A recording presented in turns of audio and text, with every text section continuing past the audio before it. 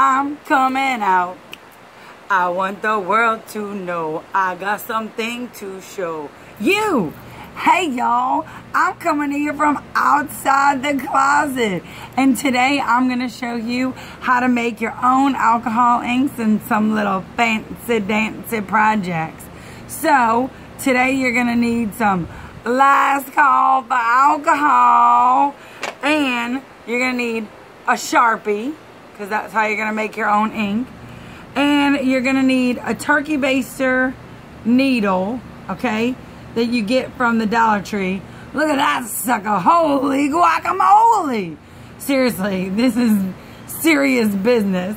So you're going to need one of this bad boys.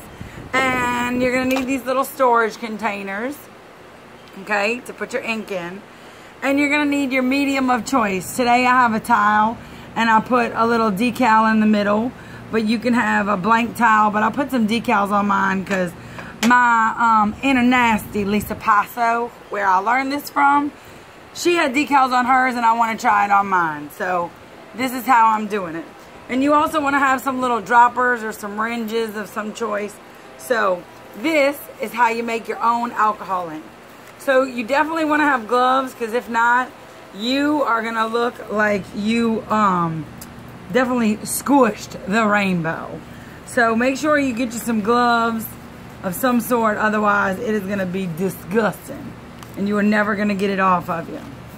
Okay, so to make your own alcohol ink, take the plunger out of the syringe, because you're going to need to. Okay, you're going to take your Sharpie and you're going to show those muscles big and strong.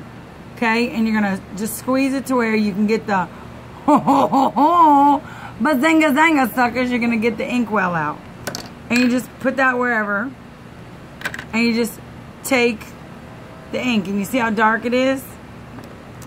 Then you're gonna take your big stabby marabby, and you're gonna stick it in, and you want to make sure you hold it over whatever contraption you're putting it in, because as you squeeze, you might start squeezing some of the ink out.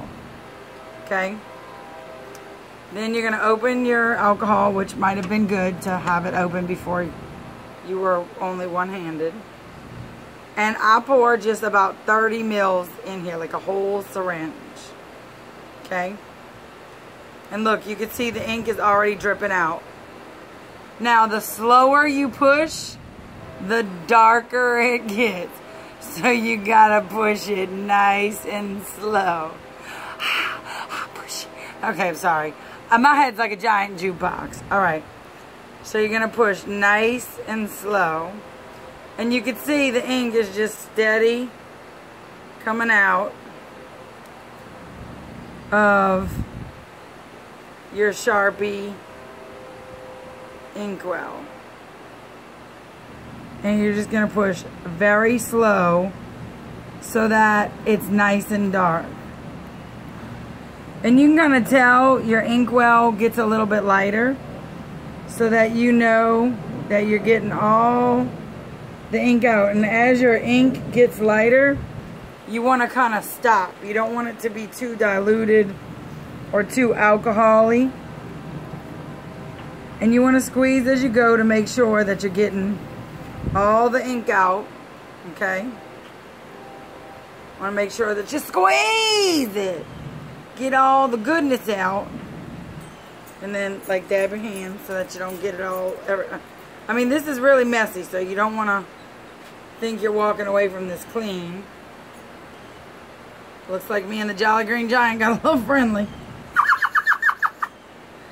Alright, so I'm seeing a little bit more white than I like, so I'm going to stop, because that's about all I want. I'm going to take it off because I still have alcohol in, and I'm just going to push the alcohol out. And then that's it. I'm done with that one. So, bazinga zanga, sucker. You got a good amount of alcohol ink, and it's pretty dark and pretty good looking. Okay? So, that's how you do your alcohol ink. So, I'm going to put this to the side. I'm going to do one more alcohol, and then I'm going to pause you and come right back. So, I'll be right back. Hold on, y'all. Okay, so in order to make an alcohol ink project, basically all you're going to do is you're going to put your plunger or your dropper or whatever it is that you're taking. You're going to take your ink and you're just going to big old fat daddy drops onto whatever medium you've decided to use. The hardest part of this project, legit, is waiting for it to dry, because it literally is watching paint dry. So you are gonna have to be patient, or I'll show you how to cheat it a little bit. But it is the most tedious thing to watch this dry. You're gonna drive yourself bananas, but I'll show you how to kind of cheat it a little bit. Cheat it and beat it. And you just kind of drop big old fat drops.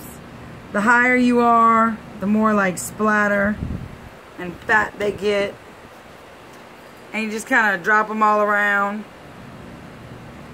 And they start to react, they change colors. They start to kind of react with one another.